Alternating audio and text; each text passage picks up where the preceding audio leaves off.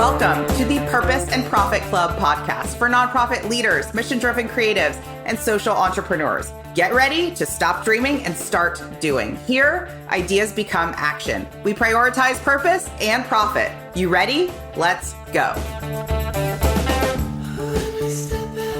All right, you guys, Dana Snyder is here and we are going to dig into monthly giving. And I told her in the green room, I have more questions than we have time. So this is going to be a juicy episode. Now, Dana is the author of the Monthly Giving Mastermind book, and I knew she had to come on with this book coming out. So welcome and set the stage for us a little bit about the launch of this book, the why, and the work you do. Thank you. Oh my gosh, it's such a wild thing to be like author. And now that it's been a couple months, it's like, it's very surreal that's even a thing. So I have been focused on the monthly giving space for the past few years. And it all really started as a genesis of me being a monthly donor. And I realized I love this experience. I love the impact that I feel. I always felt like I could never feel like be a philanthropist if I wasn't donating millions or thousands of dollars. And I felt like as a one-time donor, I was like, what's my one-time gift of $25 going to do? What's my one-time gift of $50 going to do? But collectively, with a community, my $25 gift every month can make a significant impact. And so I just started to really lean into that. And so my background is in marketing and digital marketing from the New York City world, and I worked for nonprofits straight out of college. And so I understood all of the challenges and the resources and the bandwidth and the needs from working for a nonprofit. And then I was able to really get all of this kind of like insider access that a lot of organizations don't, working for some big New York companies and clients. And so in 2017, I just jumped ship from corporate world. And I was like, I just want to take all the learnings that I've gotten and the experiences and bring them back to the for good sector, for the nonprofit sector and what we do. And so that's what I've been doing for the past 7 years. And then more recently in the monthly giving space. Amazing. So I collectively probably have a ridiculous amount of subscriptions happening in my world, whether it's Netflix or Spotify or all of the different apps and things. I've had a subscription for like razors for years, and it's like the best, right? Like we are now a subscription economy. But what does it look like to adapt that for monthly giving? And like, how is it different, or is it different for nonprofits? Yeah, I love this question and diving into this because it's a whole chapter in the book where I think it's helpful to understand the history and the context of the subscription economy. And it's actually been around for a really long time. The term was technically coined like over 15 years ago by this guy, Tien, and he, Zuora is the company he worked for. And it was all about talking about, we don't necessarily want ownership of things anymore. We want customization of things. We want things quickly.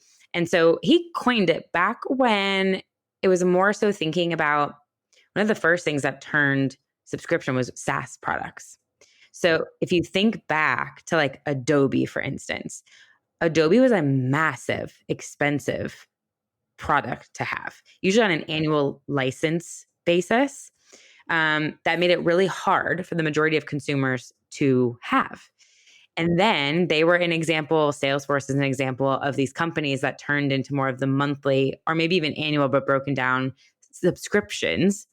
And that was kind of the start. And then it turned into, I remember living in New York City, and in like 2013, 2014, when Birchbox came out and everyone had their makeup beauty box, and it was this huge thing. Then you had your food subscriptions with HelloFresh, right? So what happened like in the past decade is not only the popularity of all of these consumer goods, services, items that we purchase, but also in our world, the technology and the tools that power people to be able to donate realized this shift in consumer giving, and then changed the donation tools to empower monthly giving and recurring giving. That wasn't common before. I think what was more common in our space when you said recurring was like sponsor a child.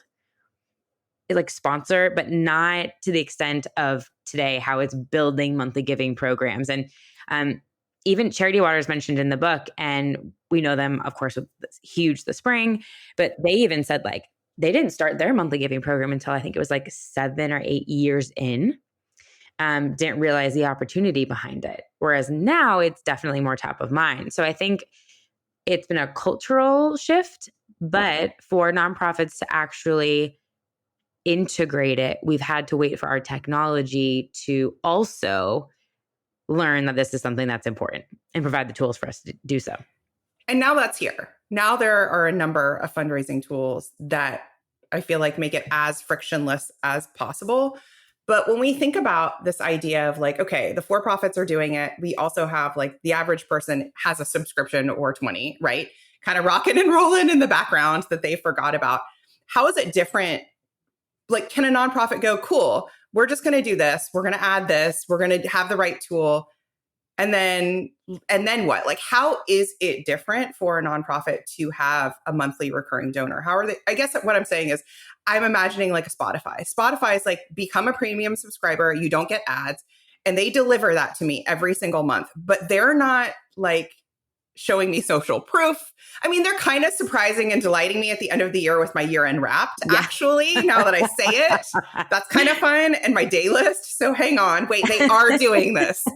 You see what I'm asking though, Dana, right? Yeah, like, how do we adapt this for nonprofits? Totally. So I think there's a couple different factors. One, it creates this whole segment of like charitable living.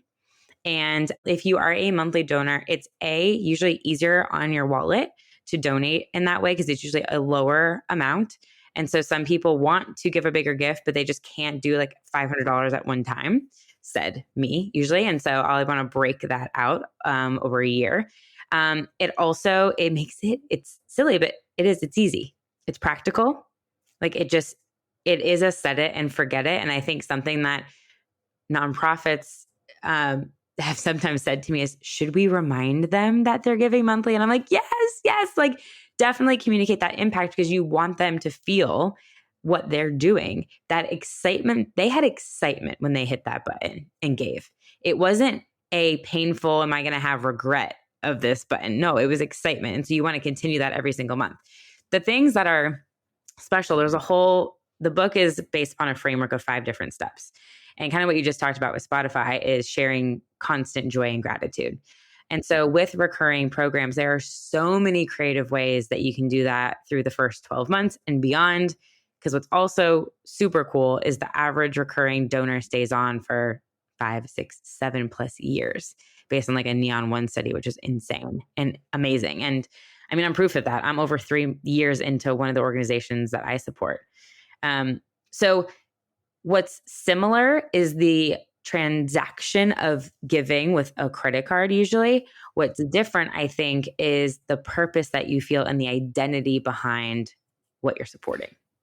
Okay, I love that. So let's move into like their experience. They sign up, they become a monthly donor. Typically, I mean, I'll describe best case scenario. Best case scenario, they get like a really warm welcome within the first 30 days. Okay. So they've got like maybe a handwritten note. They get a good email sequence, like all the things we like to see. Okay. But then what? I feel like people get a little overwhelmed where they're like, wait, am I supposed to send them like a t-shirt and a backpack? Am I supposed to give them swag? Do I have to create a whole new email plan for them? What about a newsletter? Did they get it? What does the next, like, not only 12 months, but what is the long term, like, to get that sweet spot of that retention, 7, 8 years even? Yeah. And battle with the nonprofit who's like, I don't have time for all of this. Like, what do we do? What's scalable? Yeah, you definitely want to put in automations where you can. So within the first month, I love, and you're my email queen. I usually recommend, I call it like a 4.5 email that goes, 4.5 emails go out in the first 30 days. And it wraps with like a happy 1 month anniversary email. So they feel celebrated, they feel seen. And then it's a transition into, this is what you can expect from us moving on. What happens in months 2 through 12 and beyond is different for every organization. And the bandwidth, and like you said, the resources that you have. At a minimum, what I like to see is, yes, this group should absolutely be segmented away from everybody else in your email list. They should receive a separate monthly email updating them on what's happening, because I always like to say every single month on their bank statement, they're going to see a transaction from your organization. And we always wonder, either you hope they're not saying, who is that? What is that transaction? Because that's not good. You want them to be like, oh yeah, that's right. I got that email the other day. Let me follow up on that. So you want it to correlate with the timing of knowing every single month there's a gift taking place. So sending that email. Then I have an organization, Roots Ethiopia, that's featured in the book, where quarterly she does a video and she sends it out to everybody and lets them know what's going on. The Hope booth that I support nearly every single month, which this is like not as sustainable as they grow, but they've sent handwritten thank you notes every single month telling me how much they appreciate me as a supporter. You can automate that through tools like Letter Labs or Handwritten, where they send out, it looks like handwritten, it's actual pen. And you can automate that through tools like Zapier. On the swag comment, yes and no. It depends on if it's one of those things where, like I know the Tim Tebow Foundation, if you give a gift of $40 a month or more, we changed it actually. They used to send it out right away, and now it's going out on month 3. So it's like wait a little bit, get into the program, and then it's like you kind of forget. So it's like a surprise. Oh yeah, like my shirt's coming. So it depends on if you are wanting to send it as a sign up like bonus, or if it is truly going to be a surprise and delight, which happened to me with Dressember, who I support monthly. They sent me one of those like crossbody bags after I was a donor for about a year. And they did a partnership with a company. You can have all different types of snail mails. You can ask for their birthday, so you can send those notes. You can invite them to special events that you're having if you're like a hyper local. You can have a like founder fireside chat and invite your monthly donors in. You can provide community perks if you're partnering with corporate partners, give them discounts. Like there's literally the sky is the limit with brainstorming with this group, but you always want to think about what's important to them, what are their values, what is actually going to prove like impactful for them. Yeah. So you mentioned a bunch of really amazing options. And I think this is the piece where people will be like, wait, I should do that. I should do that. And it's like, what actually is in line with your organization? What do they want? And I will say I worked with a large organization here in Atlanta, and they changed my mind about swag, because I'm kind of a minimalist when it comes to that stuff. But they were like, Christina, people love wearing our t-shirts around town. It's just like, and that's that identity piece of like, I'm someone who does stuff like this, right? So you kind of want to know, like, and then the other piece that you mentioned was like, is it a bonus for signing up? So I want to move a little bit into the marketing of monthly giving programs, because a lot of people will come to me and they're like, no, we have it. And I think it's Tim from New On One that's like, if you have a tab that says give monthly, that is not a monthly giving program. So how is that different? And what does it look like to effectively launch or grow a giving program? Besides, like, we need this book. The book is our manual. Yeah. What does that look like? Give us kind of broad strokes. Yes. Okay. So to tie a bow on real quick about what you were just talking about with the sending out swag and communicating with your donors, some people don't want any of it. I think a really unique opportunity with recurring giving is to ask them, and they will actually give you more information because they are invested in the long term. One like trick for this is on your thank you page after somebody gives, is to have them either click through to a simple form that says like, how do you prefer to be communicated? SMS, email, like whatever your options are, snail mail, and let people give you that feedback. Ask them for their birthday in that post form. That can be also included in your thank you email series so that you can gather that information, have it in your CRM, and then you are personalizing the thank you experience to that person. On the flip side, when it comes to marketing, yes, I love that you stated this. It is not a monthly giving program just to have a switch over tab. However, it is definitely crucial to have that on your donation forms. Do not leave that out for people to be able to upgrade their gift. To have a program, the first step in the framework is create the product. And I truly believe a monthly giving program is a product. And I say this because I'm going to show you this. Some of you will see this is a Spindrift sparkling water that I'm drinking right now. It has a flavor. It is called something. There is a design. There is language all over it. Real fruit tastes better. Like people came up with this stuff, right? So this is a product. It has a budget. It has branding. It has a name. There's a team behind making this happen. The same thing needs to be possible for your monthly giving program. And that is huge. I think community or monthly giving programs are all about community and bringing people together. And if there's not a brand, if there's not a name to rally behind, then it just becomes, it feels more transactional. Then I know like Floyd Jones, who we both love, really talks about like transformative gifts.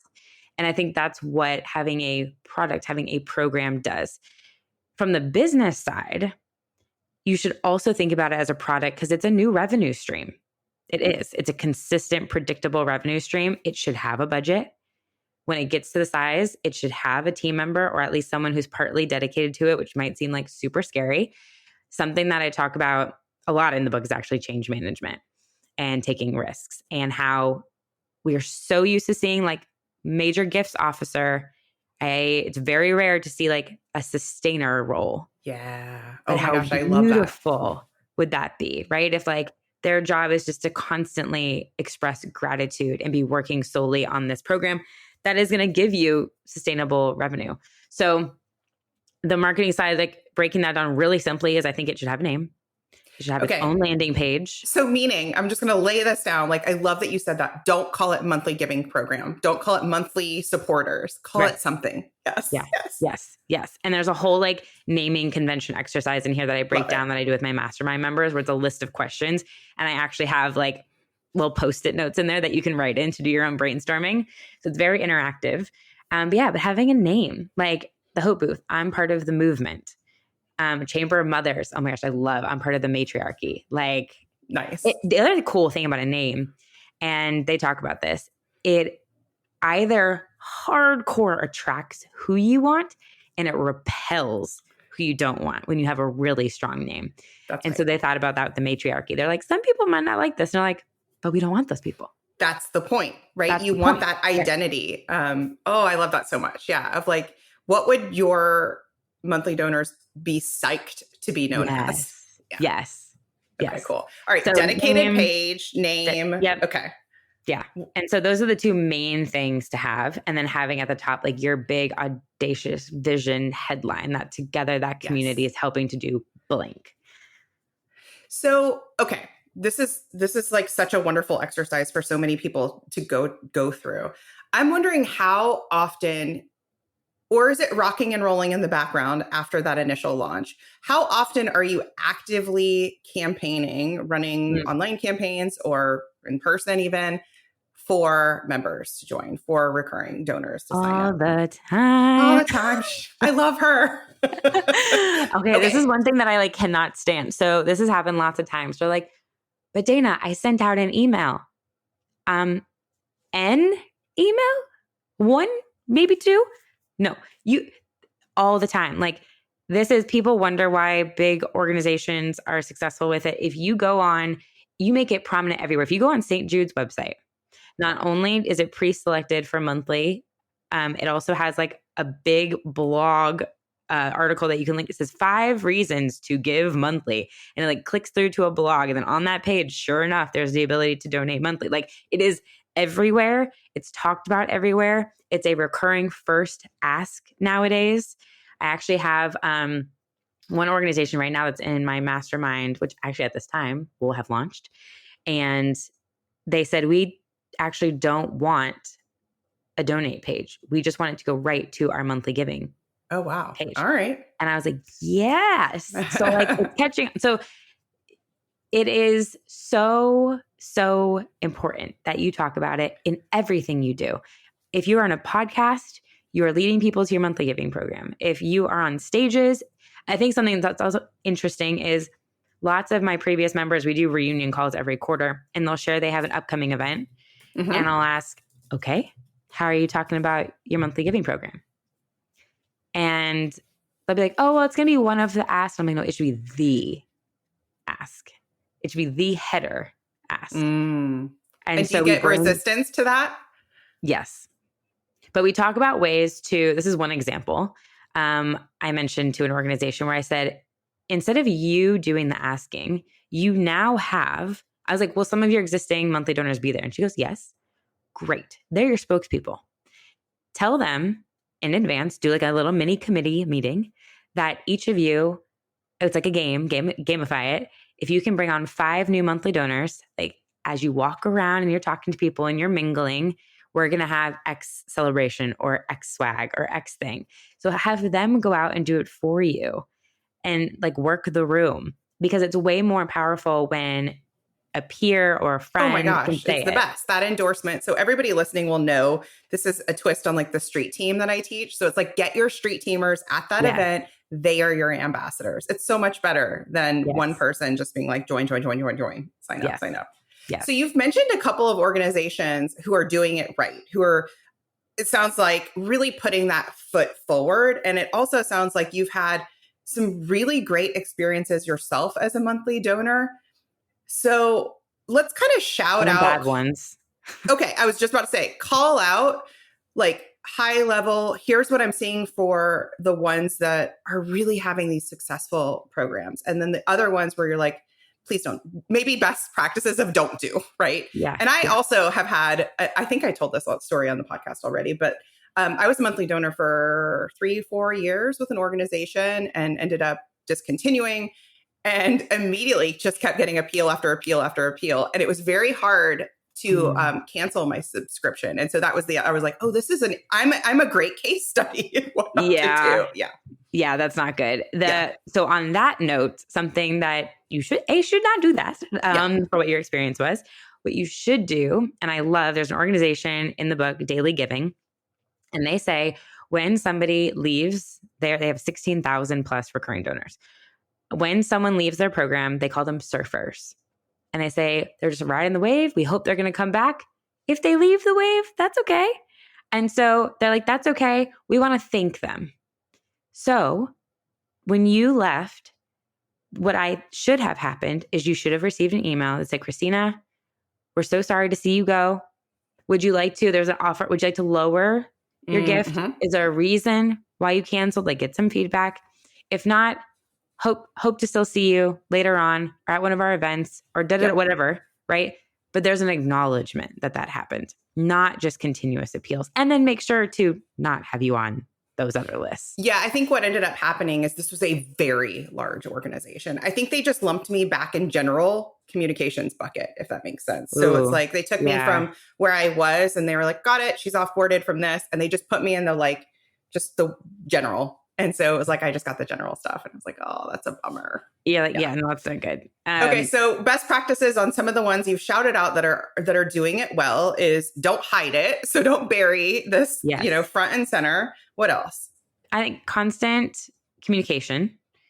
So having at the bare minimum, like a monthly email that goes out. However, the ones that have kind of more of an omni-channel presence, because sometimes people don't open emails. So watch your email open rates. If they're not high, then people aren't receiving those. They're not seeing the impact. So is there another touch point that you can have with them, whether that be direct mail, whether that be SMS, whether that be social advertising, like to make sure that you can reach those people so that they do see the impact that they're making if they're not receiving those emails. Or a phone call also, old school. So those are the ones that I think are doing a great job, are the ones that just find you where you are and share the message of what's happening. One organization, I love the Tim Tebow Foundation. I was just working with them a few months ago on their retention plan. And something we set up was a strategic SMS strategy at certain points about what they're going to be sharing every single month. And then also like celebratory moments. Those are also the ones that I think are doing a great job, is outside of just the impact, acknowledging happy 6-month anniversary. Oh my gosh, you've been a supporter for a year. Like those touch points are really nice and they feel personalized. So it takes a beat away just from what's happening. But it put some attention back on the donor. Some practices that don't work great is literally the opposite, is not hearing anything. Or I hate it when I'm called friend and I know you have my first name. That just like drives me crazy. Or when I get sent messages to join the monthly giving program and I've already joined the monthly giving program. That's right. And I haven't been segmented. And I'm like, I already am in here. Okay. So those are the things that maybe irk me more because I'm on the tech side. No, I think that would join the monthly giving program for which you're already in. That's no good. I think that would irk everybody. But you've mentioned segmenting a couple times, and I want to talk about segmenting from a different lens, which is, okay, they joined, they're monthly sustainers. But do I tell them about our Giving Tuesday fundraiser? Do I ask them for year end? There's always that friction, that pain point from organizations like, well, they're already giving. So do I segment them out of other messaging for fundraising? No. So you do those things with a different context. Okay. So what I would say is they receive a different message. So for Giving Tuesday, maybe instead of asking them to give on Giving Tuesday, you're asking them to share something on social to invite their friends to join X program with you, because that's what you're doing, right? Maybe for the year-end campaign, it's instead of a one-time gift, you're saying, will you increase your monthly gift by 20%, right? Which can be a couple dollars. So it's just different. So yes to all of it. It's like a yes and answer. Okay, amazing. And I'm going to jump back because we mentioned Facebook ads a bit. And because that's your zone, like that is your zone of expertise, I want to talk about this idea of like, are the prospects who are likely to join this program going to be your warmest, most engaged people? So meaning they're already in your world, they already give, they're already on your email list, maybe they're a social follower, maybe they've never given, but they're hanging out. Yeah. Or, and I bet that's a yes, but also like, can you actually run cold ads and have it convert to become monthly donors? Or, and I know for some people this is a little more high level, but like more advanced, or does it have to be like to a lead magnet and then you got to nurture them for a while and then you ask? Like, does this you can work? go totally cold. Okay, like, why does that work? Give us some, like, get us excited, because I don't think enough organizations are using ads at all. And so I think there's so much opportunity out there, but paint the picture. Here's the thing, it requires testing. And testing can be scary because testing requires a budget. However, the great thing with Facebook is you always get back data. It's not going out into the abyss and you have no idea what image worked. You don't know what copy worked. There is data on everything that can help you. So a case study that I share in the book is, and I just talked about them, is the Tim Tebow Foundation. So they hadn't used ads either. And then last year in the summer, Kyle, who's amazing on their team, started tinkering with ads, spending a couple $100s, started seeing success, actually using a video from 2020. So talk about, you can definitely repurpose your content, and started to see what was working. They had about 6,500 recurring donors at the time in less than a year from purely Facebook ads. Take a guess at how many donors. I'm so excited. Tell me. So they were at 6,500. Did they double it? 20,000. More than double. 20,000. They spent, they ended up spending what's the investment? Yeah. They ended up spending a big budget. They had spent $1 million, but they got a 4.5 times return on that investment. So it went from a couple $100. You're just testing. But then you start to see, oh my gosh, it's working. Oh my gosh, it's working. Let's just So it's like every dollar they put in, they got $4 back. Yes. Right. And it's a recurring donation. Right. Which is, so it was directly pushing to a recurring first gift. I'm really glad that we are talking about this example, because that takes a lot of calculated risk, a lot of guts to put. Now it was incremental, but to make that investment in ads, right? Because it's not an investment that most nonprofits are used to going, go for it. Here's $1,000 a month. But here's we always say, $5,000 a month. The thing I hear the most is, we're the best kept secret. And you know what's interesting? Audiences on Facebook has changed so much. There's now a setting in there. It's called Advantage Plus, and it's Meta has beyond data on us. It's just fact. And so it starts to pay attention to who's engaging, who's clicking through, because the ad, not to get too nerdy in it, but you're asking for a conversion in this. You're asking for a quote unquote sale, according to Meta. So it is wanting to find people who are going to take that action that you are requesting, that you've selected. So they want to find other people who are engaging, who will make a transaction, and then it just starts to spread. And so it obviously wants the ads to do well, because then you're going to spend more money on the platform. It doesn't want your ads to fail. And so to not be the best kept secret, this is extremely low cost way to do it.